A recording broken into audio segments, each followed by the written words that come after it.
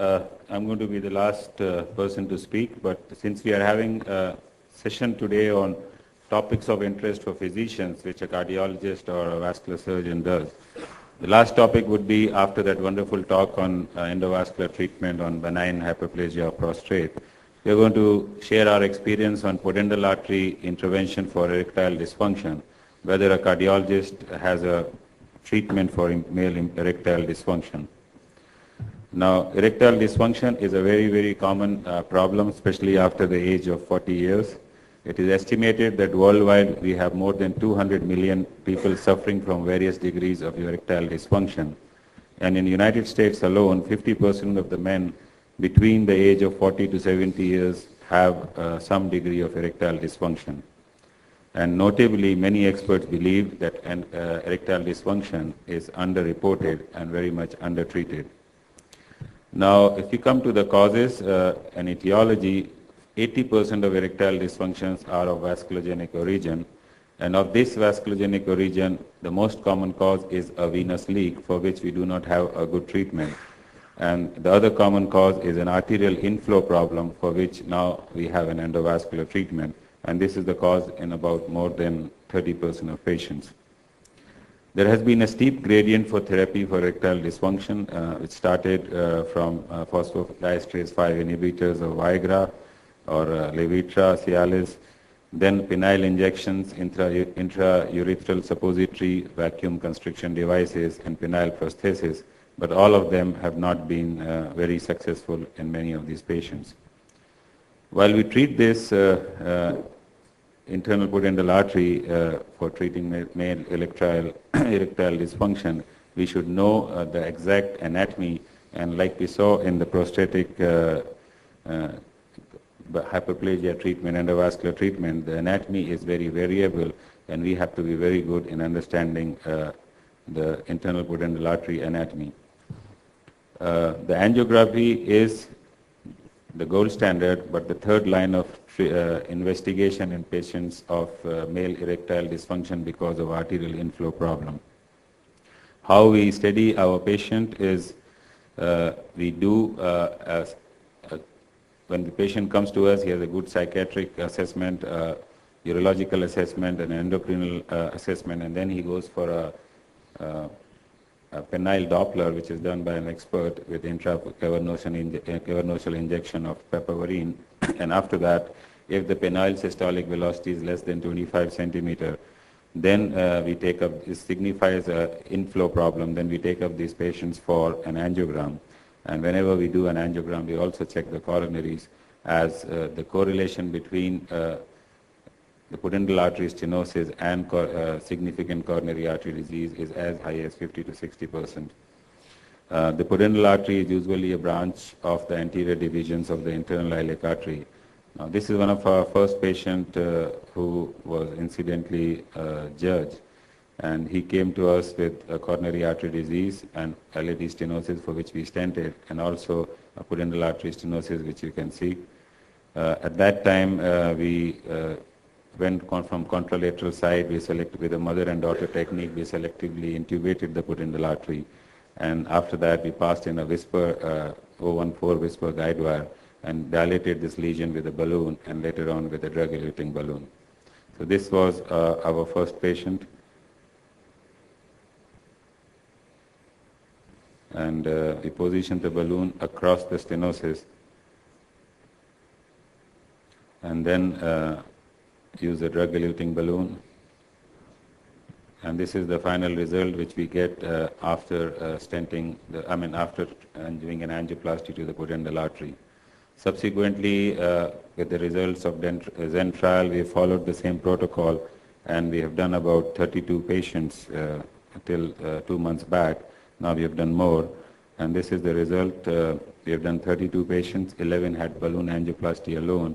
Out of this 11, 10 had a drug-eluting balloon, and we had drug-eluting stents, which were all Medtronic Endeavor stents in 21 patients. We had a clinical success in all except one patient. The steady follow-up is quite similar to what the Zen trial protocol is. And this is our personal experience and results. In the 32 patients, the mean age was 58 years.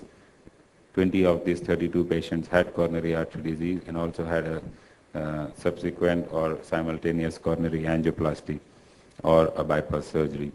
There were no deaths, there were no perennial or penile gangrene.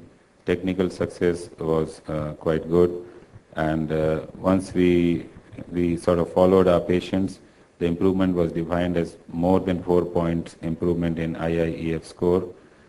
At 3 months, 68% responded. At 6 months, we had a 75% response rate, and at 12 months, we had a 78% response rate. The baseline penile velocity increased from 16 to 44, 50, and 58 during this time. This result was quite comparable to the results of the Zen trial, which almost included about 50 patients, and although the protocol was a little different. So in conclusion, the stenting of focal stenosis of internal pudendal artery is safe. It's a feasible option and leads to sustained improvement of male erectile dysfunction in about 75% of carefully selected patients. That's very important. We have to be very careful in selecting our patients, and only these sort of patients would respond well. However, still many cases are ineligible for pudendal artery stenting because of anatomical problems, and many patients have multifactorial etiologies of erectile dysfunction. So even if we treat the pudendal artery, they may be non-responders. Some of them have good post-procedure erections but suffer from premature ejaculation, so functionally they are not benefited. And larger studies are required to be able to accept it as an acceptable therapy to treat male erectile dysfunction in most of these patients. Thank you very much. Thank you very much, Dr. Khanna. Dr. Khanna, have you encountered SAT in any of your cases? No. What is the usually size of the stent used? The stent size varies from 2.5 to 3 millimeter in diameter. We have not seen any subacute thrombosis, although we have not done angiography for all our patients. But we have studied the penile velocity in all these patients, and the penile velocity has shown a sustained improvement. So if it has occurred silently in one of the vessels, we do not know, but clinically and on Doppler evaluation, we have not found any of these. Thank you. Dr. Khanna, means we have dealt with the patients together, and what I believe is that even if the response is not 100% in erectile dysfunction, these patients become more easily treatable with medical therapy. So I think this is definitely a procedure where there is an arterial disease and we can put a stent. Even if the response rate is not 100%, these patients become more amenable to medical therapy.